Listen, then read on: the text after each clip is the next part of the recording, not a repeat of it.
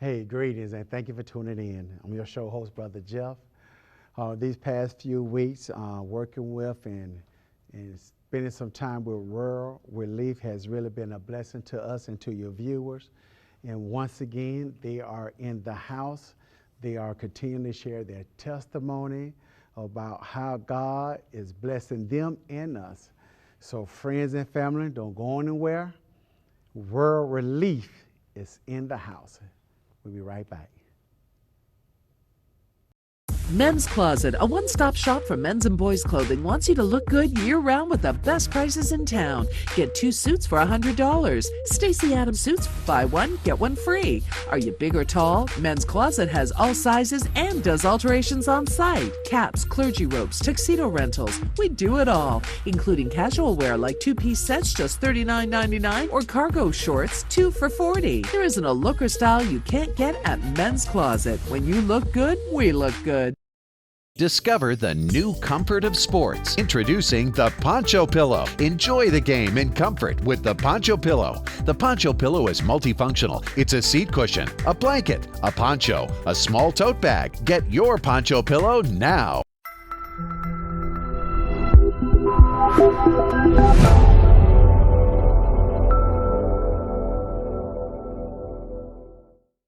Welcome back to the show. I have my friends and my family. World Relief is in the house. They have been sharing their testimony, how God brought them to America, giving their testimony dealing with refugees and immigrants. A couple of weeks ago, we heard from Stoney. Last week, we heard a powerful testimony for Lita, amen. And now I'm here with Nhial. Yes, Nhial. Nhial. Okay. Share with our viewers, once again, I've been asking this for the past couple of weeks and I haven't got it right yet, but share with our viewers, how you pronounce your name correctly again? My name is Nhial. Nhial. Nhial Ko. Nhial Ko. I'm close now, I'm getting better. Yeah, you were there. You were there, you were close. Lita, how you doing? Doing great, thank you. Stoney? Yes, thank you very much, I'm good, yeah. Yes, sir, yes, sir. Man, they've really been blessing me since y'all been here. Y'all have really helped me in my walk as a believer, as a Christian. Realizing that, man, we blessed, y'all. Are we blessed here in America? Yes, we are. Very much. We are very much blessed. Very much blessed. Come on, tell me about your story. Where you from? I know you say you're from South. Yes, I was from Sudan. Sudan. Now it's South Sudan. Until 2005. Okay. And then... but when you left, it was Sudan? When I left, it was Sudan. Okay. Yeah. So now I have 3 citizenship.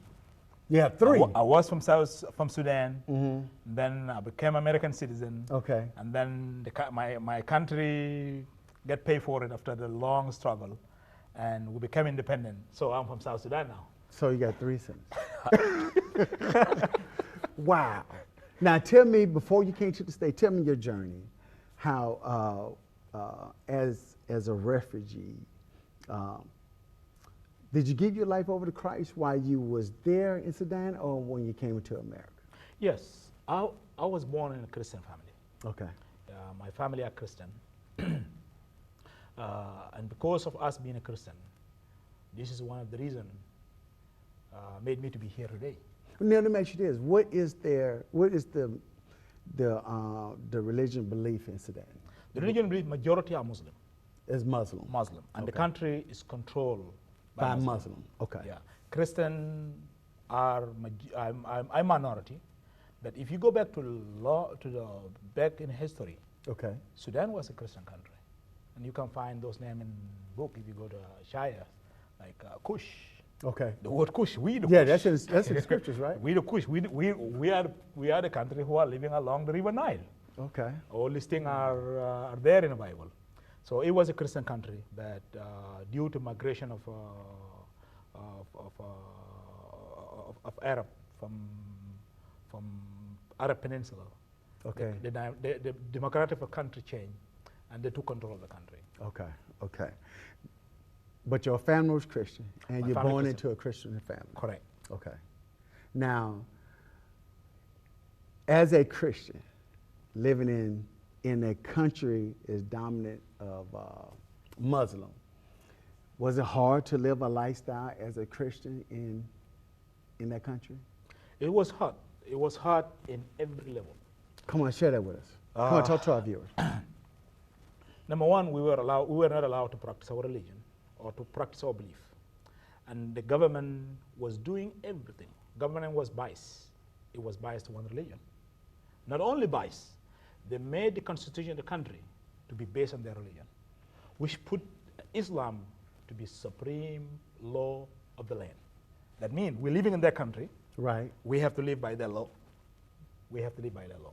So, and this is where I learned my Arabic. Today I'm working with refugees, helping refugees from Sudan, helping refugees from Syria, helping refugees from Lebanon, helping refugees from Iraq, because I speak their language. This language he became a plus today, but it was forced on us. Oh, really? Yes, we have to go to school that To we learn have to their learn native Arabic. language. We have to learn Arabic. Not only Arabic, the only one religion that was taught in that school, it was Islam. And my father had to make a very tough call between either I don't have to go to school, or I have to go to school and take their religion. Wow. A lot of Christians, they say, no, we are not going. My father, it was Christian, but it was kind of secular person. Okay. He say, my son, why you don't just take their religion as a history or a math or a language or any subject? You know who you are, who you know what your family is. So I went to school. All my schooling was in Arabic. I studied Quran, which is the Islam. Wow, I yeah. can quote a lot of them. Okay. And at the end of the day, I still in my belief. Even with the Quran, did they try to force that? They force that They force because it. there is no choice. So if you're in that school system, you just what you're gonna learn, It does. regardless. Yes, and the law is this. The law in Sudan, education law, if you fail religion, then you fail every subject. Wait a minute. Wow. So if you don't pass that, Religion, so you that religion first, that's right. then anything else. There is anything else. Yes. So it was hot. And then the war came in. The war was a kind of holistic war, because our country, South is predominantly Christian, and the North and the West and East are majority Muslim. And they urged the war, which is called for jihad, against the South. Yeah, jihad. We were considered as an infidel. And a lot of people, if I got the understanding, infidel is worse than a sinner. That's right. Am I right? That's right. That's right. I see you shaking your head. It's the same everywhere. Yes. Infidel in Islam perception is somebody who have no belief, even though we are Christian. Is somebody that shouldn't deserve a life to live. Is somebody should be killed. All is through our family and the people of South Sudan. They went through this thing. So in 1983, our people decided to take arm against the government. Okay. And then we have this struggle since 1983 all the way down to 2005, when we reached an agreement that gave us a referendum for people of South Sudan to vote. And we vote overwhelmingly, 99% for separation. And today, South Sudan is well alive as a Christian nation. Wow, that's powerful. Yeah, That's powerful. Standing on your faith, that's right. knowing that persecution is coming, but yet standing on your faith because of what you believe. Correct. I guess my next question is, once again, are we blessed here in America? Before you answer that, we got to take a break. All right. Watch a JBV Ministries project, the Jeffrey B. Valentine Show, talk show with Pastor Jeff, airing on CW17 every Sunday at 5:30 a.m. Men's Closet has the largest selection of suits, shoes, outfits, and accessories. Save money on the latest styles from the top name brands with 2 suits for $100. Boys sets are starting at $24.99. We specialize in wedding attire, clergy robes, casual wear, and big men's sizes. Men's Closet carries sizes up to 8X and suits up to 72 long. Come see what's new at Men's Closet, located on Lem Turner Road, I-295, exit 32. Discover the new comfort of sports. Too many seat cushions on the market promise comfort, but only deliver temporary relief from the discomfort of benches and stadium seating. Introducing the Poncho Pillow. It's a 2-in-1 deluxe stadium seat cushion. It's a combination of function, fashion, and comfort. This patented 2-in-1 unit is a stadium seat cushion with detachable Velcro poncho.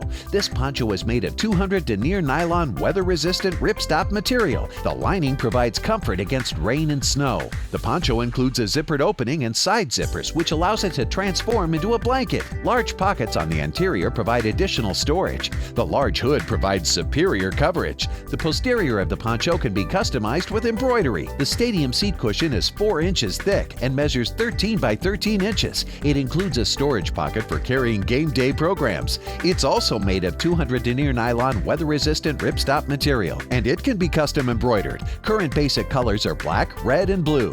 The Poncho Pillow is designed to provide support and comfort to reduce back and lower posterior pressure generated on the body by the aluminum and plastic stadium seating. No more sitting on hard bleachers wishing the game was over sooner. Enjoy the game in comfort with the Poncho Pillow. The Poncho Pillow is multifunctional. It's a seat cushion, a blanket, a poncho, a small tote bag, and a great promotional product. We can customize the Poncho Pillow when ordering 200 units or more. Get your Poncho Pillow now.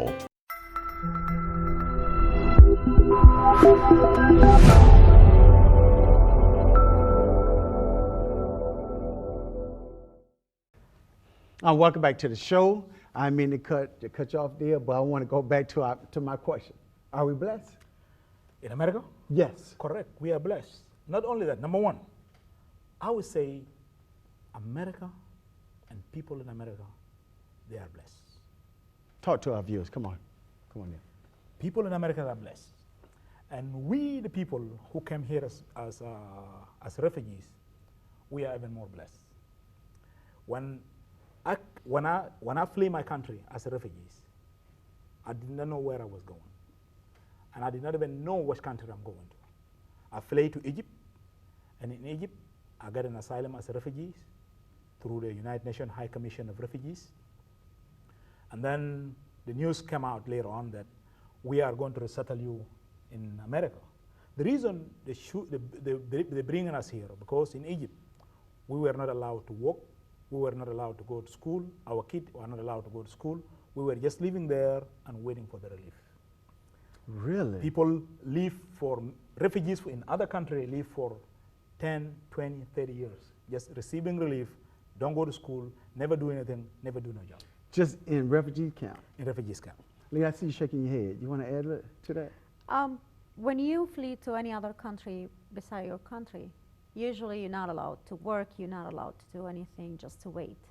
Some countries, they were like Egypt, they don't let them not educated, not to work. In other countries, maybe they let your children to go to school, but in certain circumstances. But most of them, they don't let you work unless you work under the table, which they call it the black work, which is cash. And usually, either by the end of the month, they don't pay you, and you can't do anything because you are doing it in the black market. You're a refugee and you're doing cash and it's black. You can't do anything about it. Or they give you half of it, quarter of it, that barely enough to survive for a week through the month. So refugees, wherever you go, that is their suffer. So? Yeah.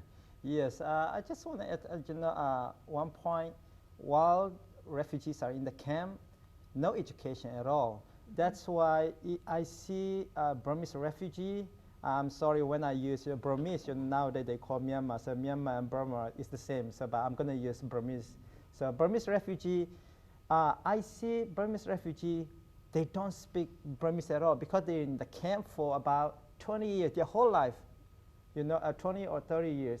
And when they come here, if I don't speak their specific dialect language, and I can't communicate with them, and they don't speak the language because they're not in the school anymore.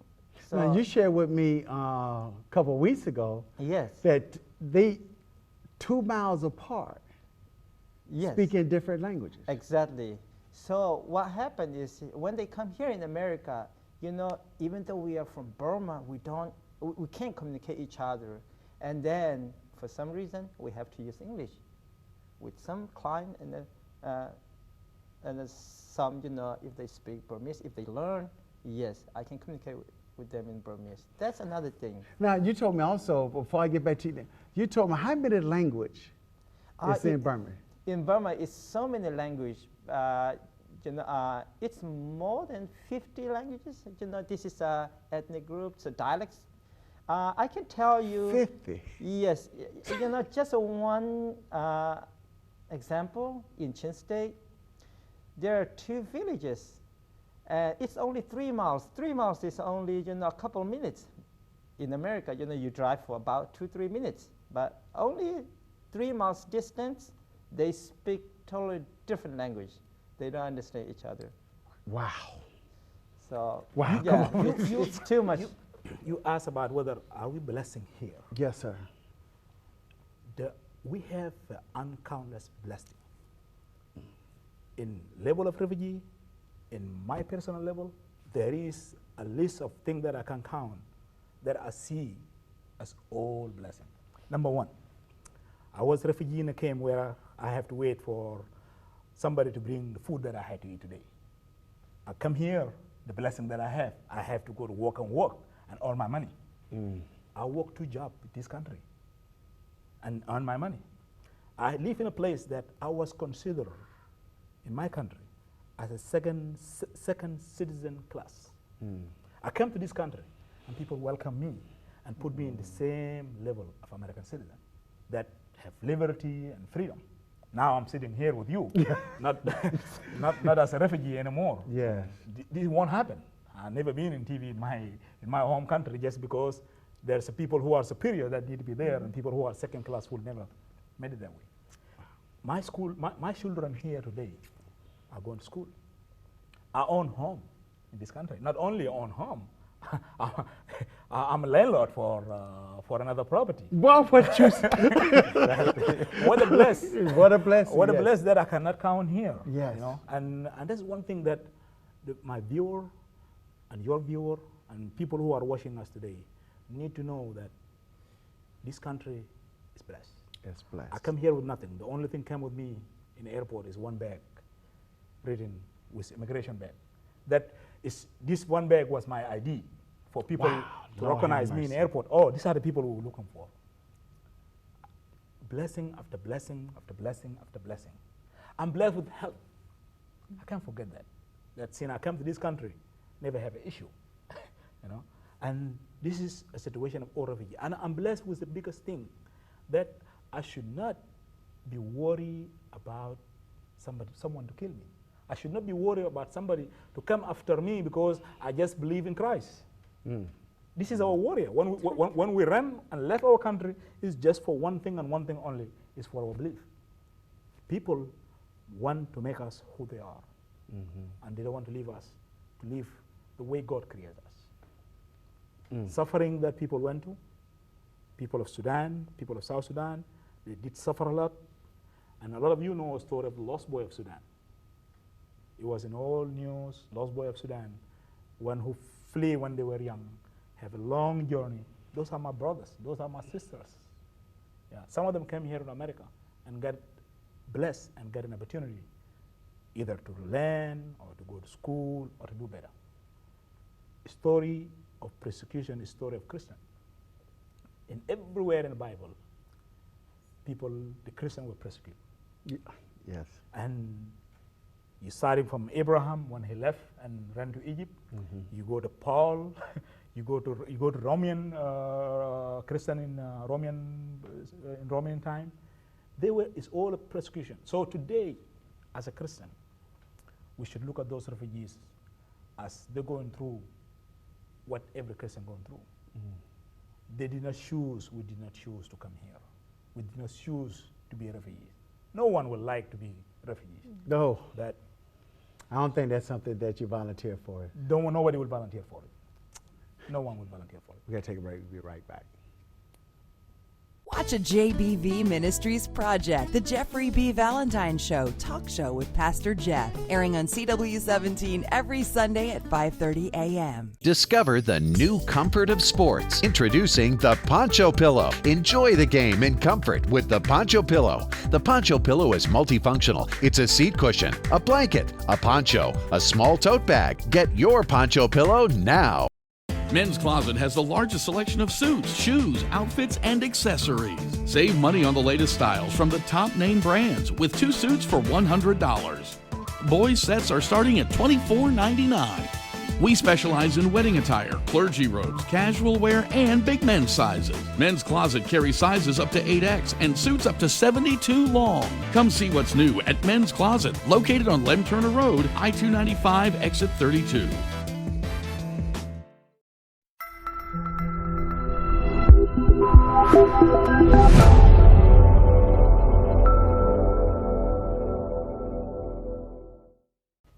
Welcome back to the show. Oh, wow, I am being truly blessed today. I thank God for you all. But before I get to going, no one will volunteer to be a refugee. No one. It's only, you don't want to wish your worst enemy to be a refugee. Am I right? Correct. It's no one. This is the only thing no one will wish in his life to be a refugee, either by name or by... Not even be in the camp, just nothing to do with it. No. When you are a refugee, it means simply you are nobody. You know, those one who have sense of taking pride of being refugees is those of us who came and get the chance of being resettled as refugees somewhere in another country, get the liberty, get the right to work. But those one who are today suffering in the camp, no one will let their life. No one will let their life. What I'm trying to say to viewer, I know we as Christians, our job is missionary. And we prepare ourselves here every single year. You have every church sending missionary out, looking to take the gospel. I would say that having refugee in this country is bringing missionary in your backyard.